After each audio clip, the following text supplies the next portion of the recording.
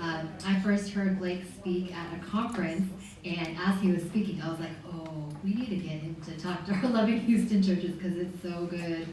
I feel like, especially as we're building these church school relationships, just because Houston is so diverse, as we get to build relationships with the students, with the parents, with the teachers, we're getting to build relationships with people of all different types of cultures.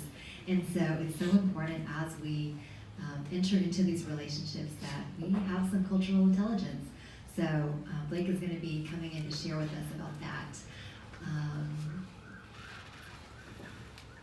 Okay. Yeah, so we'll have him share about that, and then afterwards we'll have some time of Q&A, and then we'll do what we normally do, and we'll share about just common challenges in our church school partnerships and brainstorm solutions. So with that, Blake.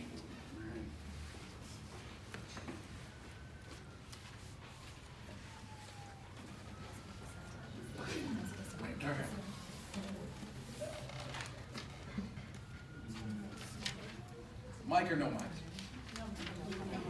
I like no mic. Nobody responded, so I'm just going to choose on my own. Marilyn, thanks again for inviting me to be here. Y'all, I want to apologize in advance if I seem like I'm rushing. I'm going to set a timer for myself. Because otherwise, I always tell people, if you invite me to come speak, give me about 15 minutes less than what you invited me to come speak. So somebody at RUF at University of Houston, the old RUF guy, asked me to come and talk a little bit about something. He was like, what do you want, 15 minutes, 20 minutes? I was like, no, let's do 5, and I did 15. So I was like, see, that was on purpose. That was on purpose. Let me set this timer. Can you put the mic in front of you? I can put it there.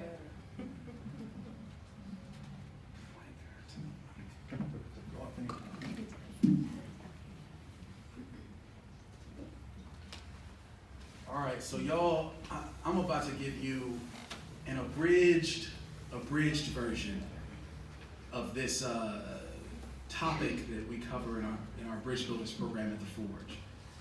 And so, like I said, forgive me if it seems like I'm rushing. I wanted to bring some resources up here, just different books that are good to continue just processing through this idea of cultural intelligence, because we won't get to cover it all. So we are going to cover one aspect of cultural intelligence, and that is just awareness. So I wanted to start. Here. And I know y'all are thinking, I thought you wanted to do the short version. So why are you starting off with this picture? And I know this is a very political picture. This is a picture that elicits certain feelings and strong feelings. And that's actually why I want to use it. And so in case you're thinking, oh man, he about to get him. He about to come in with a hammer. Sorry, I'm not. And in case you're thinking, oh, here we go. Know where this is going. I'm already done listening. I'm not about to talk about my politics on the matter. I really want to use this because it does elicit strong feelings. And the question that I want to ask is why?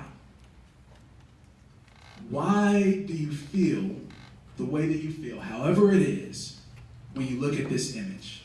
Whether it's anger, whether it's sadness, whether it's just this deep pain and lament, whether it's frustration, whether it was, oh, here we go. What was it that caused that feeling? And why is it that other people don't feel the same way that you do? And so I think there are 3 common ways that I hear people answering this question. One is, oh, well, they're just ignorant. They just don't know like I know. I have the right answers and they just don't know the truth. Another answer is, well, all of them think that way. All white people, or all black people, or all Latinos just think that way about these things, whether it be faith or politics or whatever. They all think that way. Which I don't think we sometimes think about what that really means. Because what does that mean when I say you all think that way? What I'm saying is that you are biologically predisposed to an inferior way of thinking than I am. that's not good. Or the third one is that you are just so conditioned into that way of thinking. You've been brainwashed. Which there's some truth, and we'll talk about it, there's some truth that people have been conditioned into certain systems of thought, but when you want to take that and make that the end-all be-all of why people think that way about something like this, what you do is you ignore the underlying historical and evolutionary nature of systems of thought. They don't just happen, they come about over time based off of your experience. And so there's something more to it. I think culture can illuminate this question of why did I react? Why did I respond the way that I did to this particular image? So let's get into it. And so there are 4 aspects of culture. First, I do want to give a definition of culture. And Edward B. Tyler was just a pioneer anthropologist. He gave what many anthropologists consider to be one of the most full and thick and complete definitions of culture. On the other hand, it's so full and thick and complete that other anthropologists might criticize him for saying that it just encompasses everything. But I think that that is telling for culture, that culture really does encompass so much of our life. And so he says, culture is that complex whole that includes knowledge, beliefs, art, law, morals, customs, and any other capabilities and habits acquired by man as a member of society. What in the world does that mean? To put it a simple way, culture represents a group's shared consciousness, a way that we together collectively think, the way that we see the world, the values, the norms that shape our understanding of how the world works. That's a more simplistic way. Everybody with me? Mm-hmm. All right.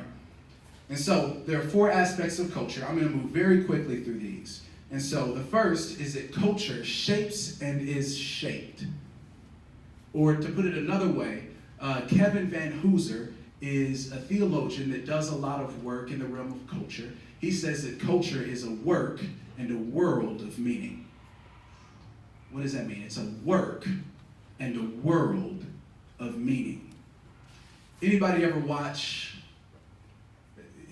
let's see.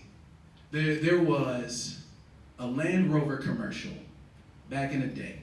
In the Land Rover commercial, you got these hitchhikers walking on the side of the road, and they're just, talking about their life, cars passing by, they're throwing up their fingers, hey, can I get a ride? No. And they're going, hey, what are you gonna major in college? And the one guy's like, oh bro, I'm gonna major in ceramics. And he's like, oh, ceramics? He's like, yeah, it's just something about doing things with your hands. It's like you're creating things and all. And the dude's like, well, you're not gonna make much money doing ceramics. And he's like, but it's not about the money. It's about like being a part of what's happening with the earth. I'm molding something and creating something. And finally, they put their hand up as a car's coming by. It's a Land Rover, and it pulls up, and they stop, and they get in, and they're like, yeah, and they start looking around this car, and it shoots to all of these images of the screen, and the leather seats, and the doors, and the seats that warm up, and they're like, you can always minor in ceramics. When I say that it's a world of meaning, that is a work because it's something that Land Rover produced, but it's a world of meaning because it's something that teaches you something about the world. It's a cultural text that informs the way that you think about the world. It teaches you this telos, this ultimate goal, this ultimate love, like, hey, this is what we saw as important before, but this is what's really important. This is what you should really be seeking. And so culture is something that on the one hand we produce, but on the other hand, it shapes us and produces something in our society. And so y'all can read, I'm gonna keep moving. Culture is both shaped by us and it is something that is shaping us. Culture shared, it's inherently social. It's not something that somebody can have on their own. It's not something where people can just be like, oh, I just do that because, like, have y'all ever heard somebody go, oh, well, that's just my culture, and you're a part of their culture, and you're like, nah, that ain't part of our culture. That's just you. You can't have culture that's just you. We might be able to call that personality, but that's not your culture. Don't put that on me. Don't put that on me. It's inherently social, and because culture is social, the impact and the influence of culture doesn't just happen on an individual level. It happens on a societal level. And so culture is shaped by society as a whole, and culture shapes society as a whole, not just the individual. Culture is transmitted. I like this word transmitted. I could have said it's passed on, but man, it's like a disease. It's infectious. It just gets down in you, and you don't even realize it. It's passed on from one person to another, from teachers who teach you what's valuable. They teach you, in giving you the information they do, they teach you actually what to value. From your parents who teach you how to behave, how you should live in the world. From religious leaders that present cosmologies. And in case anyone's like, what's a cosmology? It's really just an understanding of how the universe works, including how it all came to be, right? And so earlier generations pass on what they believe to be valuable. Nobody is going to go, hey, you should do this or you should know this. And that, well, I hope nobody would, unless you just had really terrible parents that are like, do this because I think it's going to make you fail. Like, nobody does that. They pass on things that they think are going to make you successful. But what younger generations do is they have to then take that information and process through it in light of their experience. And so they don't just take it all and just go, yes, this is what I do. But they take that and go, well, this is what I see in the world. This has been my experience. This is how we are engaging. And they reshape it. Culture is fluid. It's changing. It's not set in stone. It moves and it shifts. And so like we said, as they're passing it on earlier generations to younger generations, they are changing that based on their experience, based on new innovations, based on media and how they engage in media. And so there's a big difference in how my mom's generation engaged media than from how my generation has engaged media. We're no longer just consumers where we're taking it, but we are prosumers. We're proactive in the entertainment process. I'm not just listening and hearing from you. I am interacting through blogging, through YouTube, through ranting on Twitter, all of those things. I'm engaged in the media that's now entertaining me. That shapes you differently. That gives you a different understanding and outlook of the world. And so while you might pass on this information, that's going to inform the way that I understand and interpret the information that you've given to me. All right, and so I'm going to keep moving. It's important to read cultural text. And so looking at something like social media as a cultural text and how people have become prosumers. I had a buddy of mine that I'm in school with. I go to Fuller. He is one of the admissions counselors for Rice University. And so he was talking about, man, this past year, not this one, but last year, was the first year where they had almost a majority of their incoming students say what they wanted to do after they graduated school was to be a YouTube star. And I was like, I'm like, they're not too far from my age. I don't know if my friends were saying that, but this is really new. And it represents something that's going on even beyond just YouTube think about Instagram. And when you say you're a prosumer, you are proactive in the process of consuming and entertainment, there was a point in time where the only people whose lives were on display like that were this very small minority of celebrities and famous folk. What happens in a society when all of a sudden that becomes the norm for everyone? When I am not just consuming something, but I am what's being consumed. What does that do?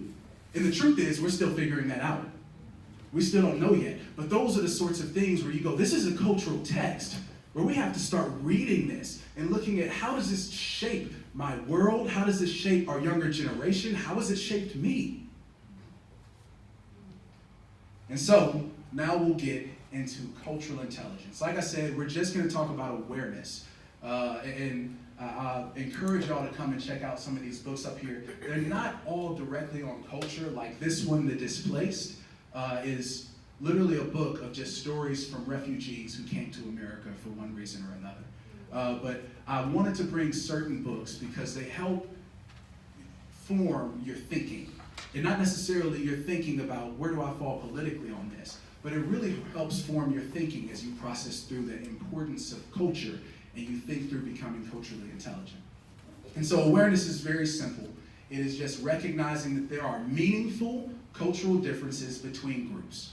And that could be racial groups or ethnicity, that could be nationality, that could be geography, it could be class. It's groups that fall on a number of lines, but it recognizes that there are meaningful cultural differences between me and you. When I go and I try to engage you, this is going to impact me.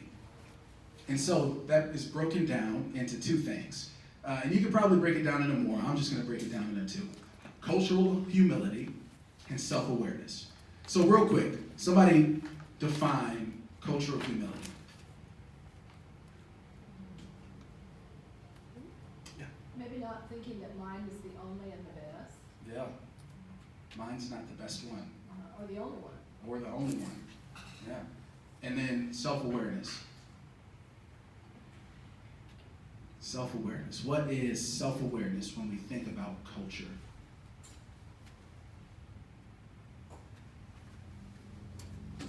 Knowing your contribution, where you fit in. Yeah. Knowing where you fit in. I told someone earlier that, well, I told all of y'all earlier that I'm not from Houston. I'm originally from Chicago, but I moved to Branson, Missouri. So if you don't know where Branson, Missouri is, who in here, by show of hands, watches a decent amount of TV? Like, you enjoy it. Who in here used to watch TV back in the day, like black and white? Who in here knows who the Beverly Hillbillies are? Okay, and so the Beverly Hillbillies was a show about these hillbillies who lived up in the mountains, who struck oil, got rich, and moved to Beverly Hills. Well, they moved from the Ozark Mountains, and Branson is in the Ozark Mountains.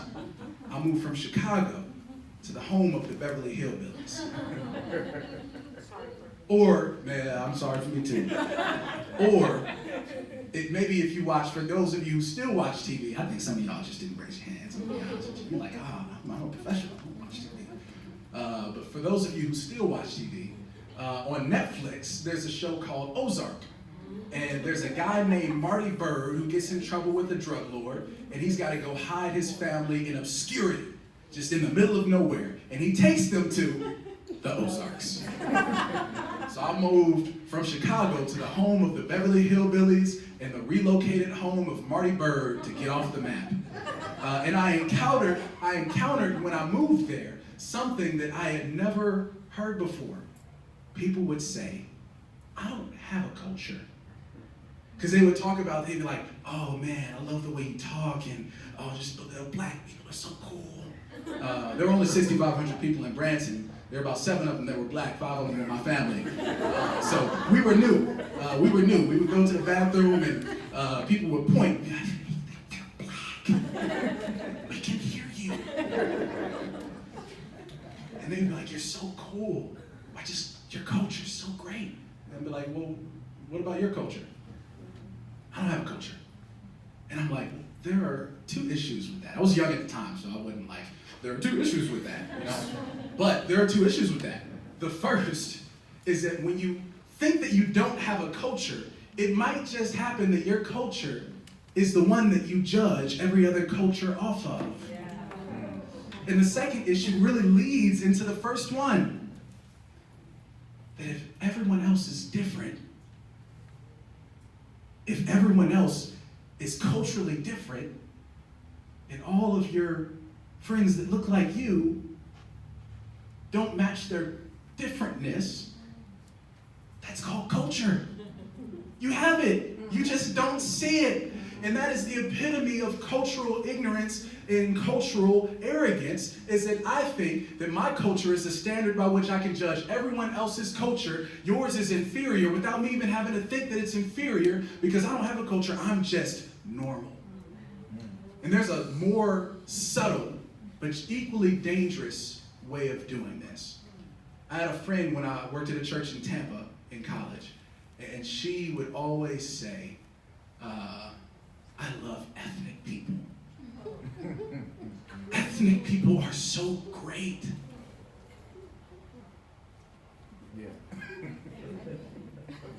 So you're saying that you're not ethnic, everyone else is.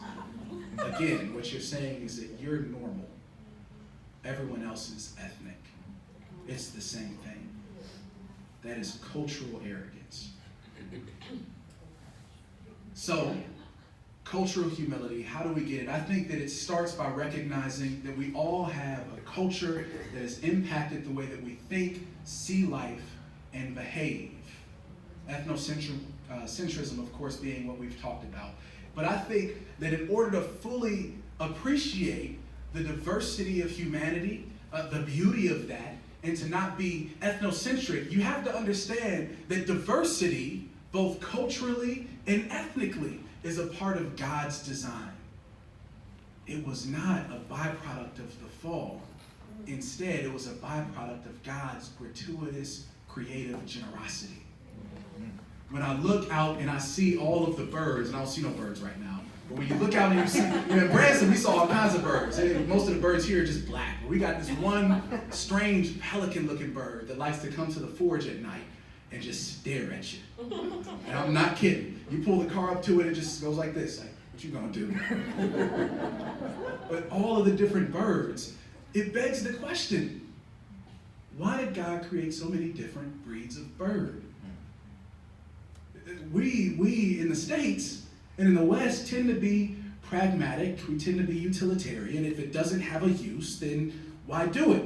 We do it because it's useful. God made it because it's useful. It has a purpose. It has a point. It has a use. But what if the use was just that it's beautiful? What if the point was just God displaying his creativity? There's another question. You know, sometimes people get a chuckle because I will, before I'm about to eat some good food, pray, God, thank you for taste buds. Thank you for the ability to taste this food that I know I shouldn't eat, but I'm going to eat anyway. Why? Because God, when he put Adam and Eve in the garden, could have just gave them one tree. He could have been like, this is your tree, eat from this. It gives you sustenance. But instead, he says there are many trees in the garden that you can eat from. Presumably, they don't all have the same fruit, which is why the fruit from the tree of knowledge of good and evil was appealing to the eye because it was different from the fruit in the rest of the garden. God created generously. God created with creativity. But beyond that, God actually, I believe, calls diversity both a command and a blessing. Genesis 1:27 through 28, God blesses them, man and woman, along with the animals. He says, be fruitful and multiply, fill and subdue the whole earth. And he says that this is a blessing. It was a command, which is why I call it the cultural mandate, but it's also a blessing. Something that God said is good when he created the world. What's my point? Is that they don't do it. Maybe they do before the flood. We don't get too much information about that. But post-flood, they say, nah, we're not going to do this. And God gives the same blessing after the flood. It's like a recreation. And he says, be fruitful, multiply, fill the earth. And they go, nah. We like it here. And we like each other, which is kind of cool. You know, I wish we could all do that. We like each other. Let's build something really great so that God can't force us to go anywhere. And God says, who do you think God is? You know, kablam! And then they all start speaking different languages. And then they are forced to fulfill the blessing and the command that God gave from the very beginning that he called good. What's my point? That the Bible says we all come from two people, Adam and Eve. Some people don't take that literally. I do. I think it's an important part of the theology that Paul uses in the New Testament when presenting Jesus as the new Adam. And also, even the New Testament says, from one man came all the nations of the earth. But then you get to the flood anyway, so if you want to go, that's not literal. You get to the flood, and then you just have one family. And we all come from Shem Ham and Japheth. We cousins. All of us.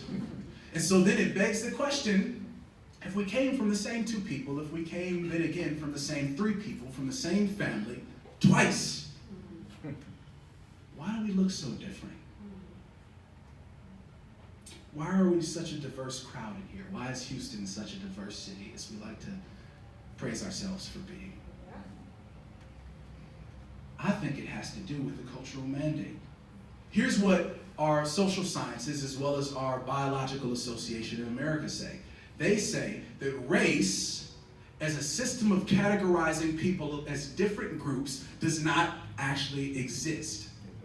It has no grounds in biological genetic reality. R.C. Llewellyn, the evolutionary biologist, says that race only actually accounts for 6.3% of genetic variation. What he found is that there is a higher percentage of genetic variation within the groups that we categorize as a racial group based on some fictional idea that we come from different heritages. He found there's more genetic variation within groups than there is between groups.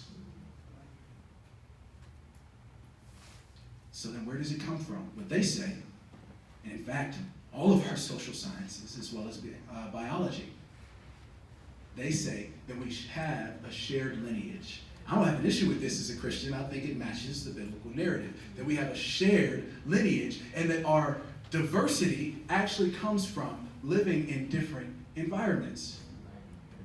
If I'm at a different altitude, different levels of sun exposure, different foods, different toxins and chemicals, all of those turn into physiological differences over time. And so when God says, if we want to take that as truth, when God says, be fruitful, multiply, and fill the earth, he's saying, be fruitful, multiply, and become culturally and ethnically diverse as you obey me. This is a command. This is a blessing. Cultural humility starts by recognizing that diversity, is a part of God's design. I think it ends with an appreciation for those differences that exist. It welcomes them, and over time, it begins to learn and grow from the cultural other. So self-awareness is what allows us to see how our culture has shaped the way that we see the world and how that will impact our interactions with people from different cultures. It involves being aware and sensitive to your own cultural heritage. I have a culture. And respecting the differences between your culture and another. See, y'all, this is more challenging than it sounds because the most powerful values in our culture go without being said. They're deeply ingrained. They're operative at a preconscious level. I don't have to say it. I don't have to think it. This just is. It's those things that I don't think twice about. It's just normal. And it's hard to see that. In fact, it is nearly impossible to see that unless you are outside of a homogeneous space where everybody looks and thinks like you do. When you're engaged, when Houston is diverse, you can't tell, right? You can't tell by driving through, by going to church, by going to schools, because everybody, we like each other. We don't like each other, but we like each other. You get me? But when I'm just in my group with my people who think like me, who've had shared experiences, there's almost no way that I can recognize those things in my culture that go without being said. That's why when people have gone and spent extensive times in different countries, they come back and they have what people call reverse culture shock. Because all of a sudden, maybe for the very first time, they can see their own culture. They go, oh wow, this is different. This is unique. Let's keep going. Those dispositions that operate at a preconscious level, there are different names for it. Psychologists can call it thin slicing. Neurologists call it filling in. I just call it jumping to conclusions. We jump to conclusions. And part of the reason that this happens is, in part, it needs to happen. there are over 11 billion bits of information that we process, that the brain processes subconsciously every second. And there are different numbers that you can get for how many we can consciously actually process. But that number typically goes between 36 and 1,000. But even if it's 1,000, that is almost nothing. I can only consciously process a fragment of the information that my brain is receiving every moment. And so what the brain does is it actually does jump to conclusions, and it gives you those conclusions based off of your experience. So we're formed into conceptual schemes through genetics, conceptual schemes being these ideas and understandings of how the world works that shape us. We're formed into them through genetics, as well as years of interactions and experience that produce physiological changes to the brain. This happens through synaptic activity. Actually, as you have different experiences, your brain creates different neural pathways. And the more that you use those same neural pathways, the more they're maintained. But if you don't use them, they're eliminated entirely because the brain can only process so much. And those neural pathways actually cause you to think differently. And it actually produces physical changes to the brain, not just something that you're like, oh yeah, this is just a way of thinking. Your brain actually changes. And so what the brain does is it imposes structure on the data that it receives. It imposes structure on the data that it receives. And actually, when you have ambiguous data that you're not sure about, data that the brain doesn't completely connect, it disambiguates it. And it does that based on your own experience so that your reality will match, your understanding of reality in the world will match with how you understand the world already. Y'all, I'm saying all of this. I know this is real technical terms. I'm saying all of this to say how powerful it is, the cultural experiences that we're shaped by. And what healthy minds do is they perform constant tests to assess the relationships between perceptions and fresh data. And in essence, this is cultural intelligence. Is when I can look out and go, this is different. This is new data. This is new information. As I enter into a new culture, as I'm engaging a cultural other that I don't have much experience with, it is new data. It's entirely different. What you should do if you're culturally intelligent is you should go, let me think about that. Let me not just immediately go, well, that's wrong, or this is what that is, but I'll go, man, what's really going on here? There's a challenge with that, and the challenge is that the more time you spend using those same neural pathways, the harder it is to get out of the rut of that. The harder it is to break away from that, because your mind wants to continue understanding the world in the same way. Because the human brain actually has a need to understand what's going on around us. And it's kind of like it would rather pretend to understand something that it doesn't than admit, I don't actually get that. So there's a lot of things that we just, without thinking about it, go, yeah, I know how that works. But then you go, well, in the technicality, how does it actually work? And you go, well, the zipper connects with the, you know what I'm saying. But the brain prefers to do that. And so, going back to the initial question, why do we think differently when we see an image like we did at the beginning? This isn't controlling that. When we see that image of our president, of a Black Lives Matter rally, of Charlottesville, of people who've been killed, why do we think differently?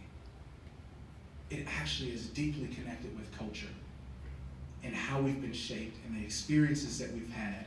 And it becomes increasingly difficult as we get older to see or understand the perspective of somebody else. And it's almost impossible unless we move beyond homogeneity, unless we move beyond spending all of our time processing through information like this with people who think like we do.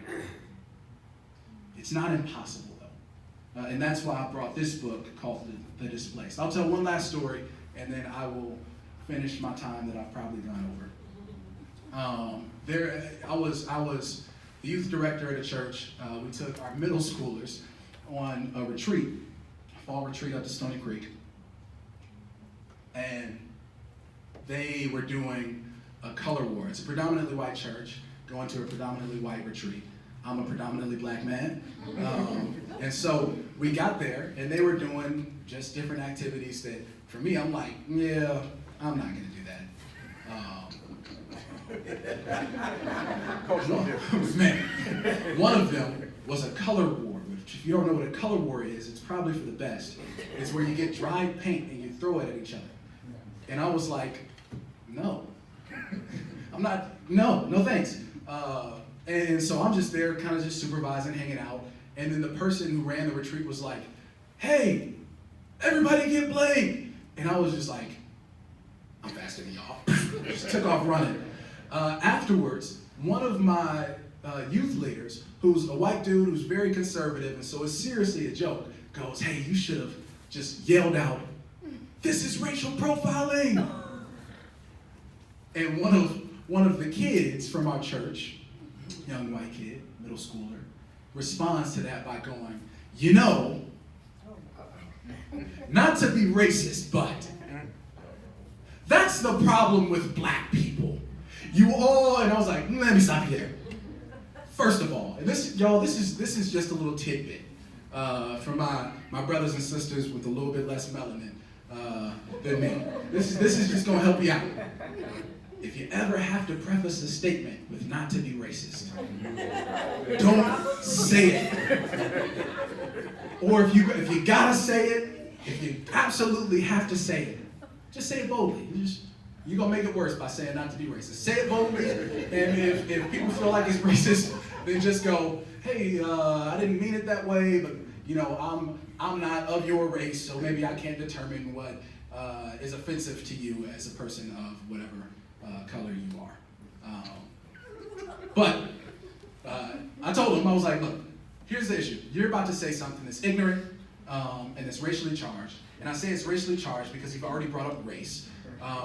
And it's connected with black people, and it started with that's the problem with black people.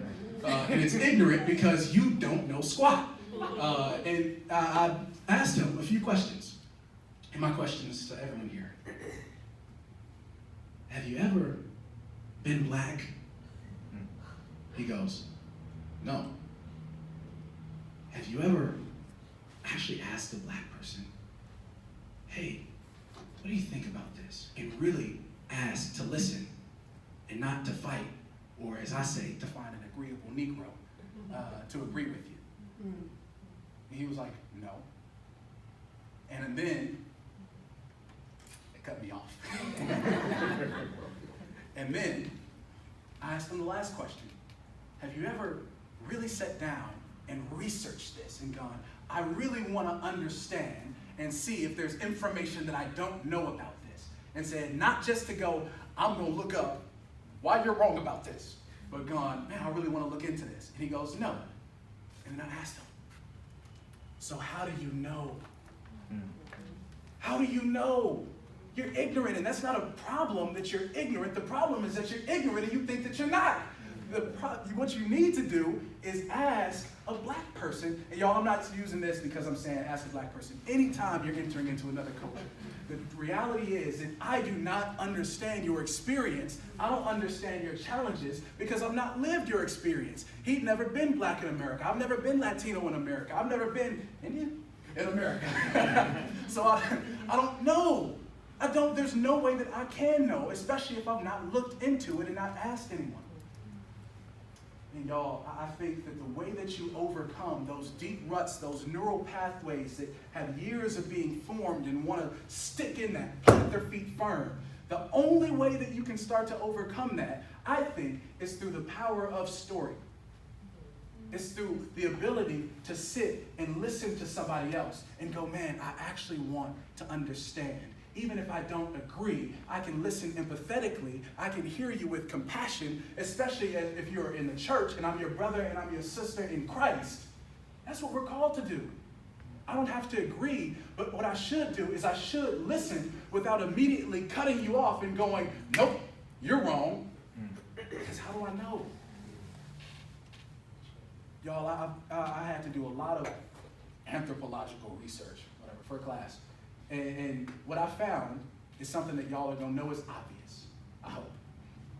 What I found is that the people who've grown up in more diverse settings typically have a better understanding of people who come from minority backgrounds.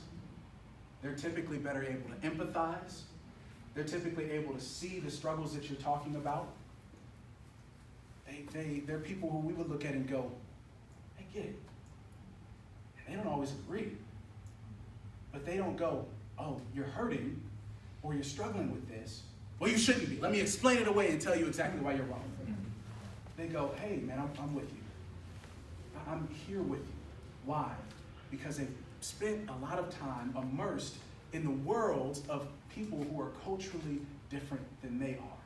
And I say immersed in their world, not just going, yeah, I got a Mexican friend and he comes to my house sometimes, but going, I am going to enter into your world, into your experience, do things that you find entertaining, do things that are culturally different or challenging for me. And that is the only way of moving beyond those deep ruts of neural pathways that are formed over time that want to keep you in it. And with that, I'm done.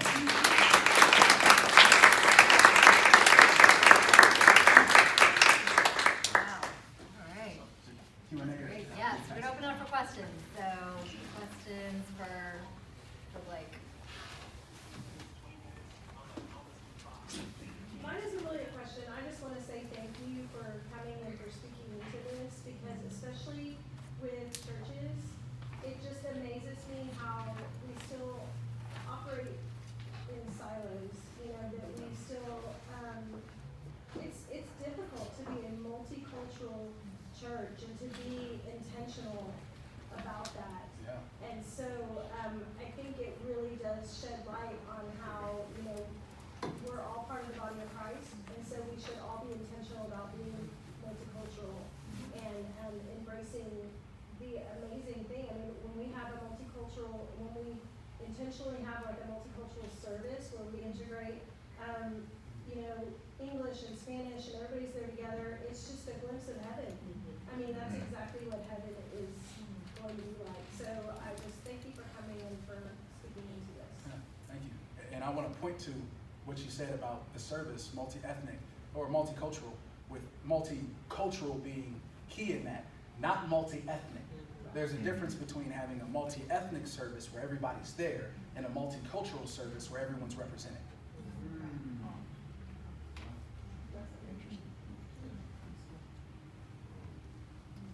Anything else?